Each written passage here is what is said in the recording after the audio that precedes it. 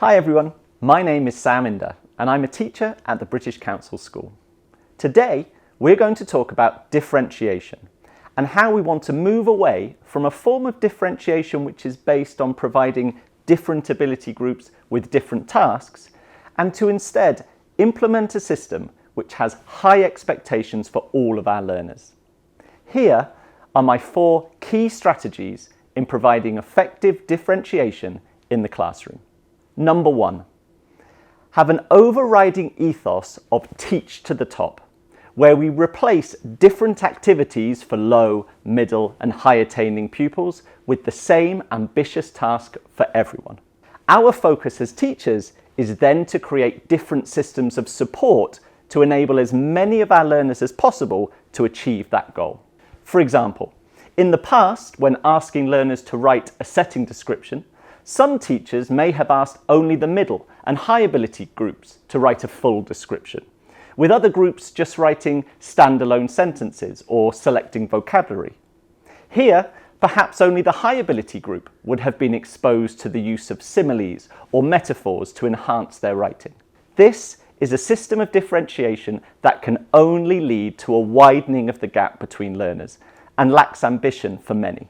With a teach to the top pedagogy, we are determined that all of our learners can write a setting description with figurative language. We just need to design the learning in a slightly different way. Number 2, scaffold learning. This means focusing on the tools our pupils will need to achieve the ambitious goal we set. I identify what support or scaffolding I can provide by finishing this very simple sentence. These pupils will be able to achieve this task if I, for example, these pupils will be able to write a setting description if I give them an ideas sheet or a template to structure their writing, or a sentence starter for each new paragraph, or a list of key vocabulary to include, or maybe even provide them with a finished example to remind them what a good one looks like. What we achieve with providing relevant scaffolding through this approach are classrooms where every pupil is working towards the same ambitious objective, but with some pupils having more resources to help them get there. Number 3, consider removing cognitive load. Cognitive load really just means the amount of information we can work with at any one time before we get overloaded. And for many learners, this can be a significant barrier to learning. Writing is an example of a high cognitive load task where we need to remember ideas, vocabulary, grammar, purpose, sentence structure, and punctuation to be successful. And as teachers, we can sometimes add to this load by then asking pupils to also think about spelling or handwriting and presentation. Instead, think about either removing any elements that aren't important or taking away the need to remember them, so that pupils can instead concentrate on achieving the key learning objective.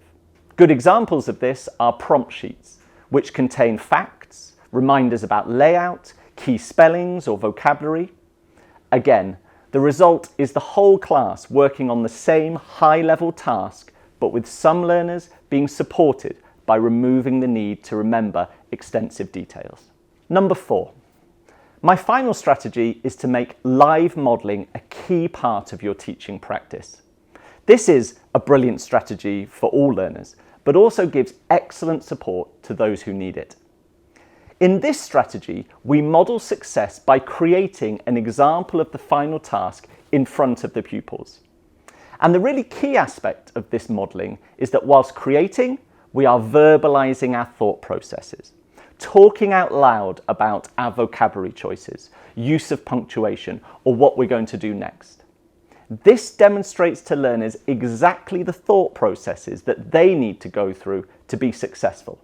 And for many students, their level of success will be directly linked to how many times they've experienced this live modelling. A great approach to use with live modelling is I do, we do, you do, where firstly the teacher models, then a collaborative model is made with teacher and pupils working together before pupils attempt the task independently. And then by keeping these modelled examples in plain sight, we then provide pupils with examples from which they can borrow and adapt. All 4 of these strategies help us build a more inclusive and successful approach when providing challenge and adapting the learning for all of our pupils.